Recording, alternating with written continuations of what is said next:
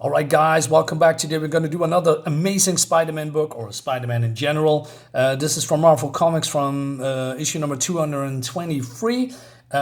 Book is from 1981, and it's good. So we are getting introduced to the Red Ghost and his terrible apes, or Super Apes. All right, so this was in the time when Peter was a assistant teacher, right? He's and a graduate student still, and he's watching a young guy called oh my god, I forgot spontaneously his name. Roger. It's by Romita, DeMatteis, O'Neil, L. Milgrom, inks, and so basically this is the typical book nerd, right? So he's going into the library, wants to read some books, but then behind him materializes the Red Ghost and his Super Apes. And the Red Ghost wasn't aware that it's, at this time somebody would hear because he's looking for something. And so he wants to, dispatch this young guy because he's running away and he sees the Red Ghost. So he sends this ape after him. And the ape is, like showing off his strength and he's ripping up some books down, but then also ripping off some electrical cables, which then burns then the books, right? Because short circuiting and all that stuff. And then he runs away because apes don't like fire. Spider-Man hears the sound, right? Because he wants to change the back into Peter Parker, but it comes into action. And Spider-Man senses tingling, which is normal because of the fire. So he grabs the fire extinguisher, but then, wait a minute. Something happens. He says, well, the fire extinguisher is alive, and it turns into a baboon. So instinctively, he just pushes him away and then using his web to swing up and to see where Roger is, right? And the baboon is just jumping away. And then he's using his, super strength to get this bookshelf and rams it to the wall, making an opening, and then escapes alive with Roger. And so the fire department comes here to save the day, and they are blaming him for arson, right? And Spider-Man does what Spider-Man does. It's going away because he's always getting blamed for stuff. And then we see also the Red Ghost and the Super Apes are escaping, and he's not happy. He's blaming his apes. He says, wait a minute, what's that? So he says, you failed me. And so he's basically looking for some kind of a special book to enhance his, cosmic ray-induced powers, right? And I believe he had a similar origin like the Fantastic Four and the UFOs. He's coming from Russia. And that's why let me go back. I was a little bit maybe too quick. So let's go back a second here. So this is Ivan Karagov, former Soviet scientist, the world's greatest authority in cosmic rays. So he went into space. I believe that's his origin. I must look that up because I believe that happened and he just went into, cosmic radiation, just like Fantastic Four. But then his simian friends is, getting smarter and has superpowers. So he blames all of them except for Piotr, who did a fine job, and he gets a reward. All right, maybe some extra bananas.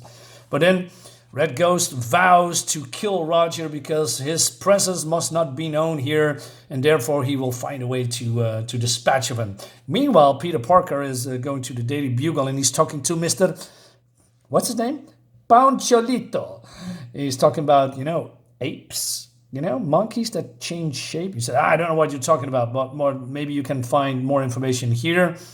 And so Jonah Jameson comes in and says, what are you doing here? Stop talking and get back to work. So, and then we see this baboon watching from the rooftops on the, I believe, campus school. And Peter is, spider sense is tingling again, not because he knows what's going on, but he feels something that is, maybe dangerous, but then that danger goes away. So he's making contact with Roger. He feels a little bit sorry for him, right? So he thinks that, he's just a typical bookworm. He's just, that loser. I mean, I was a bookworm too, man. I had zero social skills. I didn't know how to talk to women. I don't know how to talk and make friends. I was that kind of guy, right? Until I just start working out, going to the gym and, failing and failing and then sometimes winning, sometimes failing, until you come out of that shell that people are, with zero social skills are in. So Roger is that typical guy that doesn't have any friends. He's just, that kind of guy. And Peter feels sorry for him and he says, hey, listen, Roger, there is a dorm party. Why don't you come with me and we have some fun? Because Peter also was that, awkward introvert bookworm, right? And he says, why are you so nice to me? He says, hey, I think you're a good guy. Come on, what do you say? So Roger says, okay, we'll do it. And then the Red Ghost is observing Roger and he doesn't know why he doesn't report him to the authorities yet, but tonight he will die. So, and then we have this, typical party where all the fun guys and women and girls, having, fun. And then we have Roger here that feels so out of place and awkward. He says, but then, of course, we have some bullies here, right? Because normally those guys do not come to the party. And they want to, have a prank on Roger's expense. So they're sending this good-looking girl called Mia Carrera. And basically they're spiking his drink and, they put some vinegar in his drink. And he's so embarrassed and humiliated that he is going away. But Peter is angry. You think it's so blasted funny to step all over a guy whose only crime has been a fear of people. You think it's a million laughs to make another human feel like dirt, to hurt him, to ruin the little bit of trust that he got left. Yeah, well, I think it stinks. You can go flush yourself down the nearest toilet for all I care. He's right. Yeah, of course he's right. So Peter is going after Roger, right? But Roger is, he feels small, he feels used, and he's going back to the only place that he feels safe, to the library again. And Peter knows where he is going, and then he's getting attacked by the apes again, man. This guy is traumatized for life. He says, again, you pusillanimous wretch, again and for the final time. But then Spider-Man comes in, right? Red Ghost also insulting Spider-Man. And they're having a fight. It looks great. And so he read that when he takes out the Red Ghost, the simian, the apes will then, don't do anything anymore or fall in line. But the Red Ghost can teleport. He can become invisible, teleporting around. That's basically his power. And the apes have, this one has magnetic powers. This guy is really strong. And we have the other one that can change shape. Roger knows that, Spider-Man tries to save him. So he's, looking for a phone to call the cops. Nice. Spider-Man is laying a trap for these guys. So it says, you are not the only one who can creep up on an enemy from behind, you fool. I have the ability to appear and disappear at will. And now, if you pardon me, I think I shall make you disappear. What? You leaping away. So he's falling, using his web to grab into the surface. But, the apes are not stupid and break then, or snapping then the web, and Spider-Man is falling. So the shape-changing baboon is using, his body to, into cloth or something like that. And and we have this, this looks cool. They are basically working well together.